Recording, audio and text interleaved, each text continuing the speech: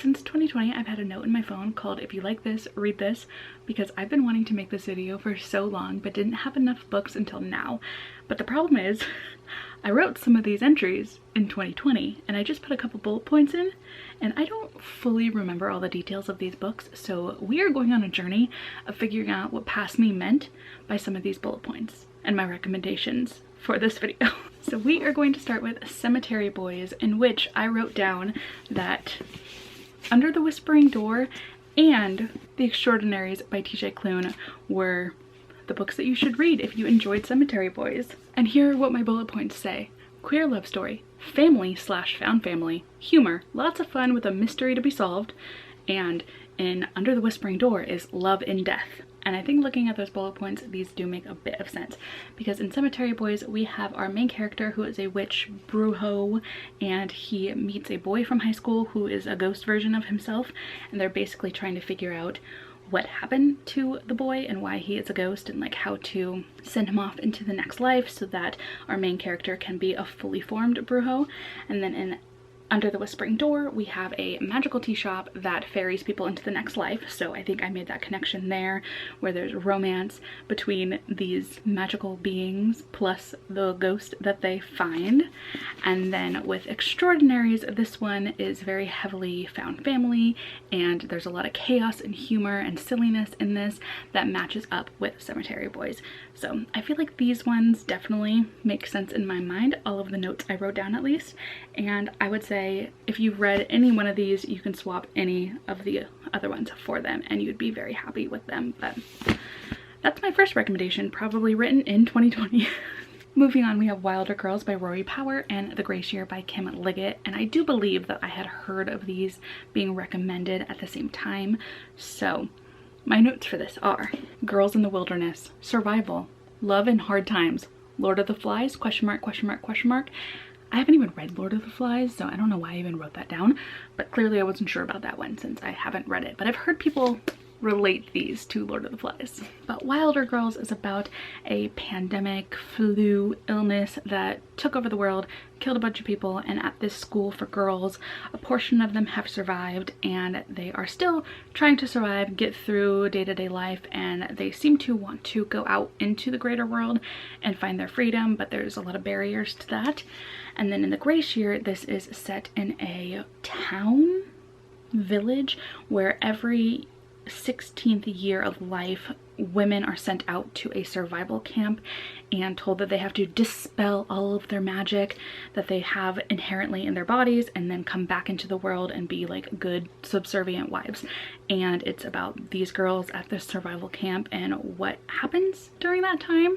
So both of these are really about survival and these scary circumstances within the worlds that they're living in and how they're surviving through those times, and how like womanhood and girlhood can be something to both help and hinder groups of girls. I thought they were both very, very good. So I believe that's why I wrote down them as a if you like this, read this, or you could do vice versa. If you've already read Gracier, read Wilder Girls, but I do think this one's the more popular of these two books. And then we have some books that I'm sure nobody saw coming. The Six of Crows duology and The Final Empire by Brandon Sanderson.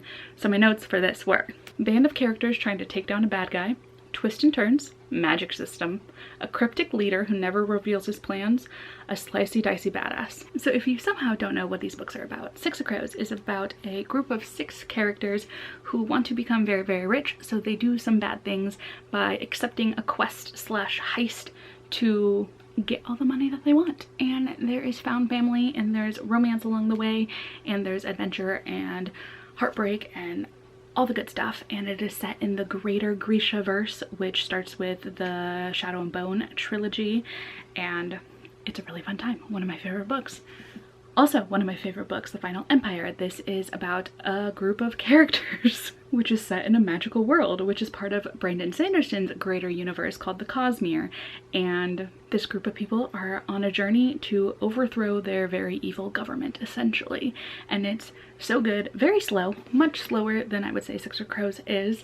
And I just absolutely love it. I was shocked by everything that happened within this book, and this trilogy is probably my all-time favorite trilogy that I've ever read. So highly recommend both of these series, duologies, everything within these universes. And if you didn't pay attention to my note, I said slicey dicey badasses. Both of them have one. And continuing on into the Grishaverse, I wrote down, if you liked King of Scars Rule of Rules duology, you would like The Bone Maker by Sarah Beth Durst. And for these, my notes say, cast of characters, death magic, grief and friendship, and banding back together. So in King of Scars and Rule of Rules, we have characters from the original Shadow and Bone trilogy plus characters from the Six of Crows duology, and they're muddling through the events and the losses that they have just had in the original 2 parts of the series. And there's heartbreak and there's a lot of emotion and tension that happens within this duology that I feel translates pretty well into The Bone Maker, which in a clip that I don't even think made it into any video, I tried to explain that this felt like meeting up with the Six of Crows characters and the Shadow and Bone characters 20 years, 25 years into the future, even though it's definitely not, it's not set in the Grishaverse, but it just feels so similar in the way that these characters interact with each other. So this one is basically about a group of heroes who had won. They had achieved their mission that they needed to go on, and they kind of went off into the world, and 25 years later they are all in their own separate places and they have to come back together and finish what they started, because some of the evil that they may have defeated might have found a way back. And it's just such a fun book. It's about an older group of heroes too, which I really enjoyed, and I found that the found family and the relationships in here were just so well done, and I think about this book all the time. So if you're a fan of the Grishaverse, I would say give this one a go. It's a nice little standalone, and it just made me feel nostalgic for the Grishaverse. So highly recommend. Next up, we have The Hate You Give by Angie Thomas and All My Rage by Saba Tahir. And my notes for this one are pretty short. They just said teens in situations that have to make grown-up choices and character relationships. So The Hate You Give is about a young girl who has just recently seen her close friend killed by a police officer, and she's kind of facing whether or not she wants to speak up and speak out about police brutality while also just trying to navigate being a teenager. And then in All My Rage, there are 2 characters who had a recent falling out as best friends and have just rekindled that friendship in the aftermath of a big loss, and it's kind of them dealing with their lives in that loss. And there's a lot of grown-up choices being made by very young children who should not be having to make that choice, and it's really heartbreaking in the same way that The Hate You Give is heartbreaking. It really questions or brings into question right from wrong and breaking a cycle and trying to survive in a world that seems like it doesn't want you to succeed and whatnot. So I loved both of these. I gave both of these 5 stars, and I really think that if you like any of Angie Thomas's books, you would like this contemporary from Saba Tahir. And then kind of in a similar mood, we have Darius the Great Is Not Okay by Adib Khorram and The Astonishing Color of After by Emily XR Pan. And my notes for this say mental health plays a role, visiting family in another country, friendship, the tone overall is the same melancholy feel, which I'm very grateful that Past Self wrote a little bit more on these bullet points for this one. But essentially, Darius the Great Is Not Okay is about a teenage boy who is living with depression. He doesn't really have a lot of friends, and he's just kind of struggling overall. He doesn't have the best relationship with his dad, but he is still very close with his family and loves them a lot. And they go to Iran to visit his ailing grandfather, and along his journey in Iran, he meets a boy that he builds up a friendship with, and he also kind of goes on a journey of self-discovery and self-realization when it comes to his sexuality. And then on The Astonishing Color of After, this is about a girl whose mother has just died by suicide, and she believes that her mother has become a bird. And due to this belief, she ends up traveling to, I want to say Taiwan, to visit her mother's family there and learn her mother's backstory. And along the way, she just kind of learns about herself and learns about why her mother would have made the choice that she did. So both of these are really heavy on the mental health discussions and also exploring a different country and being a teenager with 2 different cultures, and also just being a teenager in general. So I really, really enjoyed both of these books. I think that they are very memorable and very moving. And I really hope I'm making it clear that if you have already read one of these books, I do recommend reading the other one. It's not like you have to read one book before the other.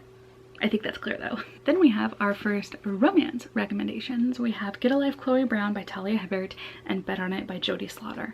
I read this one second and I definitely remembered thinking that this felt very similar to Get a Life Chloe Brown, which is about Chloe Brown who has been living with a chronic, I think it's just chronic pain, and she's kind of tired of where she is in life and wants to go out there and get a life.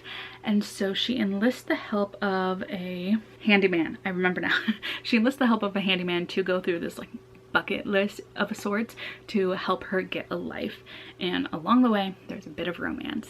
And then in Bet on It, we have a character who is pretty shy and she suffers from a lot of anxiety and panic attacks, and so she's living in a quieter community of elderly people and goes to bingo night where she meets the grandson of one of her fellow bingo members and they decide to make a bingo sex pact where if one of them wins bingo, they will sleep together. And although those don't sound very similar, they're very much about like going out there and taking a little bit of a chance and finding romance along the way.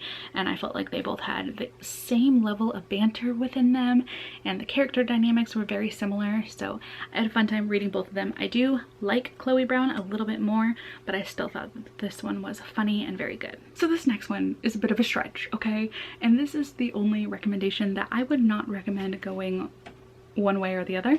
I would go in the order that I tell you because you might be disappointed if you go backwards. But I wrote down From Blood and Ash by Jennifer L. Armentrout. If you liked it, read Warbreaker by Brandon Sanderson. And it's definitely a bit of a stretch, okay? Hear me out. Here are my notes for it. Characters wanting freedom, higher beings manipulating the lower classes to keep them living, and ascending and gaining power. So really what I was trying to get at were the world systems, the world building were very similar. The power dynamics of the upper class and lower class were very similar, and that would probably be about it. So if you liked the world building and the tension of how the gods within this treated the lower classes, then I would recommend trying this one out because it's pretty similar. In From Blood and Ash, we have a main character named Poppy, and she is living her life as a maiden, which is, I guess, somebody who's going to ascend and help like her gods and stuff thrive and prosper. And she doesn't really want that role. She hates it, and I don't know if she runs away or if she's kidnapped by another group of people, but she is essentially just like out for freedom. And then in Warbreaker, we have a world where there are also gods, and there are two sisters, one who was raised to grow up to marry a god king, and the other one who was a little bit forgotten, left to her own devices. And one day when the older sister is supposed to go off and get married, the father decides to swap her for the younger sister, and then both sisters have to go on their separate journeys. One who was not raised to be married to a god king who now has to be, and one who was raised for this life and now is living and surviving in a completely different life. And the kingdom that they live in also really suppresses the lower class based on their magic system and wanting to stay in power. So this one is definitely a romantasy, which falls in line with the ACOTAR Fourth Wing type books. This one, not a romance, but it does have romantic elements, and I think it is the strongest of Brandon Sanderson's love stories because I don't really like his love stories. I think they're not very good. There's only a handful, maybe even less than a handful that I enjoy, and this was one of them. So romantic elements, definitely not to the spiciness level over here, not even close, but this is a recommendation for the world building and the politics more than anything else. And then we have A Curse So Dark and Lonely by Bridget Kemmerer and Gilded by Marissa Meyer. And I wrote down fairy tale retelling, blood and gore, strong, brave female characters. So this one might be a touch of a stretch because they're not retellings of the same fairy tales, but A Curse So Dark and Lonely is a Beauty and the Beast retelling where our main character is kind of dropped into a fantasy world. She's from a modern world and dropped into a fantasy one where this kingdom is basically frozen and she's trying to help them break the curse. And it is darker than I anticipated it being. I thought it would just be a cutesy little Beauty and the Beast retelling, but it's definitely on the darker side, and I really love the series as a whole. I loved the character relationships. I loved the character journeys that they all went on. So I had a good time with this one, and Gilded actually reminded me a lot of it when I was reading it. It's a Rumpelstiltskin retelling where our main character is really good at telling stories, and when a fae king kind of shows up on her doorstep or shows up around her house, she lies to him and tells him that she could spin straw into gold, like the original Rumpelstiltskin story, and he makes her prove it and kind of captures her and takes her back to his kingdom, where he has captured a bunch of other people in the forms of like ghost and undead people, and she wants to help free them. So this is definitely also darker as well, which is what I think reminded me so much of A Curse So Dark and Lonely, where the stakes are pretty high in both of them and the bad guys are pretty bad and don't really care about anybody but themselves, which is an interesting dynamic for a YA book. I feel like the bad guys like still secretly have a heart usually in YA books, but no, these ones are bad guys that are doing bad things and don't really care. And I love the main characters, I love their romances that they have, and I love the journeys that they go on and the side characters that they know, and there's a lot of heartbreak in both of them, and I was just very surprised by how much I ended up getting invested in both of these books. So I would say these ones also go either way. If you like Gilded, somehow have already read it and haven't read Curse of Dark and Lonely, give it a go, and vice versa. I read these next ones so long ago that I had to go look up what they were about because I only remembered the details and the feelings I got from them, not so much the plots. But we have Tessa Dare's The Governess Game and Olivia Waite's The Lady's Guide to Celestial Mechanics. Now, they're both historical and they are both romances. This one, however, is sapphic, this one is not. And my notes for these are love for astronomy, wanting to make a name for oneself in science, and passion for books. And I think those were the only things that really were similar because, you know, they're a different type of love story. But in this one, we have a young woman who needs a job or is in need of a job and decides to become a governess for a duke and his two heirs that he has taken on because they were orphaned. I don't know if they were like his relatives, but he has two heirs and she is acting as their governess, and I believe that she's very into astronomy. And I think that is why I thought of it when I was reading The Lady's Guide to Celestial Mechanics, where there is a widowed woman who has a text that she needs translated, and a younger woman steps up and says that she can translate this text so that she can have a job and make a name for herself. And along the way they fall in love, which is pretty tough within the time that they are living and being two women. So there are some challenges there, and I really think that's the only connection, was the love for astronomy and books that are in both of these. So we're gonna move on from that one. I just wanted to include it because it's been on my notes for so long. And these next recommendations, I think, have been on my list the longest. I think they are what inspired this idea. And of course it has to do with the TJ Klune book.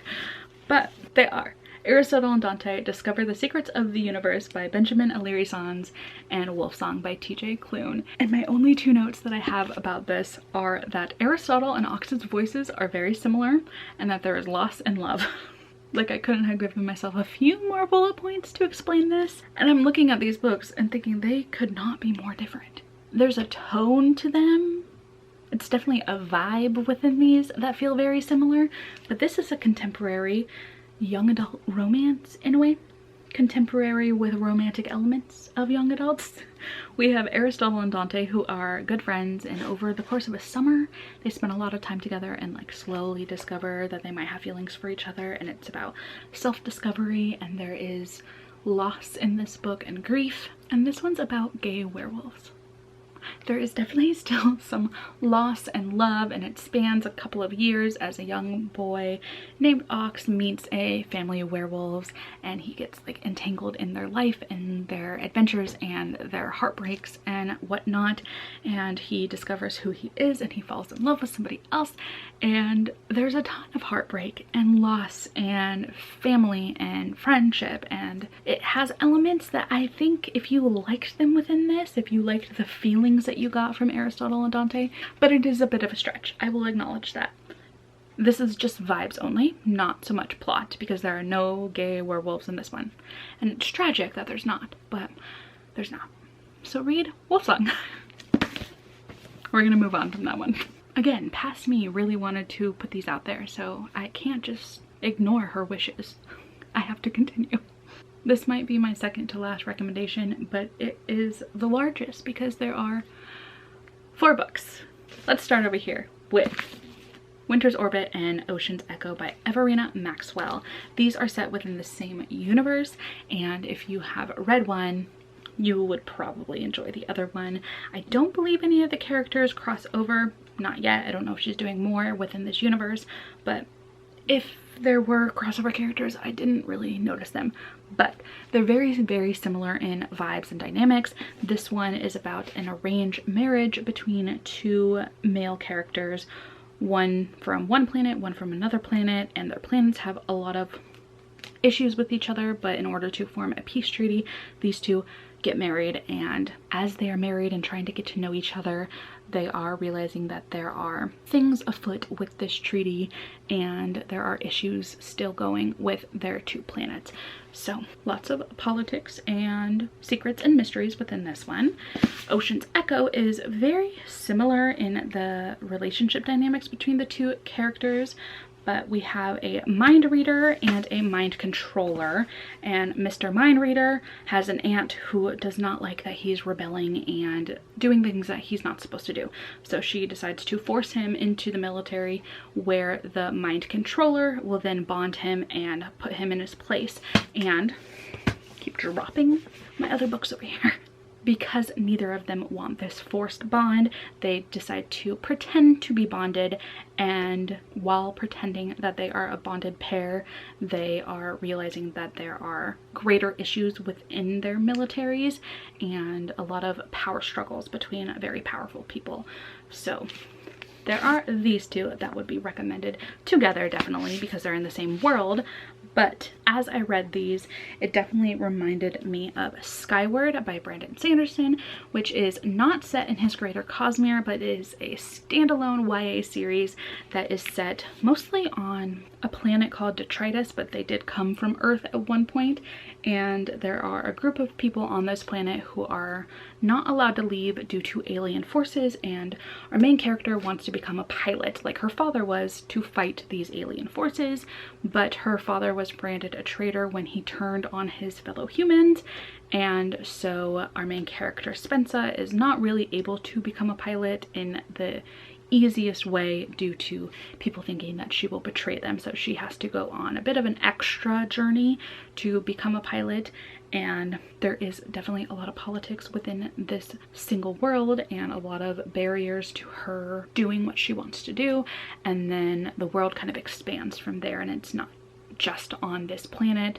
She kind of goes out into the rest of space in later parts of the series, but this initial one is her struggling to become a pilot and doing what she wants to do to help her people. So it definitely reminded me a lot more of Ocean's Echo, where there are certain powers that people within the Skyward universe have that's felt very similar to the Ocean's Echo one, but that's something that happens a little later on within the series. So I think that the space and political elements were really what I was drawing a connection with there. As for A Taste of Golden Iron, I felt like this was more of a relationship character dynamic similar to Winter's Orbit, where in this one we have a prince and his bodyguard who are going off to investigate some happenings that are going around the kingdom in regards to their kingdom's currency and some fraudulent activities and break-ins that are happening within this kingdom, because the prince kind of spoke out of turn against the queen, his sister's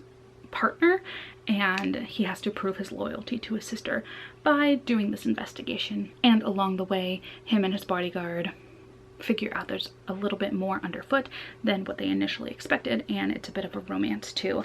So it felt more like the political struggles that happen within Winter's Orbit for A Taste of Golden Iron. So I would say if you enjoyed any one of these books, I would give any of the other ones a chance. I think they have elements that are very reminiscent of each other, and I've really enjoyed all of these. I think I gave this one 5 stars, both of these got 4 stars from me, and A Taste of Golden Iron also got 5 stars from me. So I think they're all very, very good, and they're definitely going to be books that I'm rereading, so maybe you might like reading them for the first time if you haven't. we have made it to my very last recommendation, which I think is purely based on vibes, and I know for a fact I wrote this in 2020, but I said, if you liked The Seven Husbands of Evelyn Hugo by Taylor Jenkins Reid, you should read Station 11 by Emily St. John Mandel. And my notes for this are that it's told in past and present, it's about finding out how everything connects, it's emotional, and there are famous characters. So really, I think this was a vibe only sort of thing. I read Station 11 first, I believe, and when I was reading Seven Husbands of Evelyn Hugo, I remember looking back and thinking that some elements of the storytelling reminded me so much of Station 11. These stories could not be any more different, but the storytelling elements in the past and present really were similar. So Seven Husbands is following Evelyn Hugo, and it is her looking back at her past relationships and talking about how they all came to be, how they all ended, and it's connecting the decisions she made in the past and the events that happened in the past to the present, and her giving an interview of her life and why she chose one specific person to give her tell-all interview to. So I think that back and forth just really reminded me a lot of Station 11, which is about a pandemic that hits the globe and 99% of the people are wiped out, and there are a handful of characters that we follow as they survive or don't survive the pandemic and where they're at like 20 years later. And there's an element of finding out how all of these characters and how all of their lives have crossed paths since those 20 years have happened, and it's very emotional. This is probably one of my all-time favorite books, and this is one of my favorite books as well. So I really just enjoyed the emotions that these brought out of me. I love the way that we had to take the time to figure out how everything was connected, and these characters were really well done. I think the characters in this are a little bit stronger, but I think this one brought out a ton of emotions for me. There are still quotes in this that I go back and think about all the time, just little pieces of this that really resonate with me, and every now and then I have those moments where I think about the events of this book too, and they just get me. So on an emotional level, on a storytelling level, like I've said 400 times, I would recommend either one of these. So if you've read one, maybe give the other one a go, but just know that the plot's totally different, but still very good books. So there are my recommendations, 3 years in the making. Oh my goodness. I hope that any of those are helpful, that you are able to find a new book that you're going to love. Let me know if you've read any of these and agree with my comparisons between some of them. Let me know if you think I am absolutely wild for recommending some of these books based on one of the other ones. I had a really fun time making this video and looking back at some of my old notes, and I hope to do something similar to this in the future, and we'll see what other wild sort of comparisons I come up with. But that is all that I have. Thank you so much for watching. Please subscribe and like this video if you liked it, and I will see you next Tuesday for another bookish video. Bye.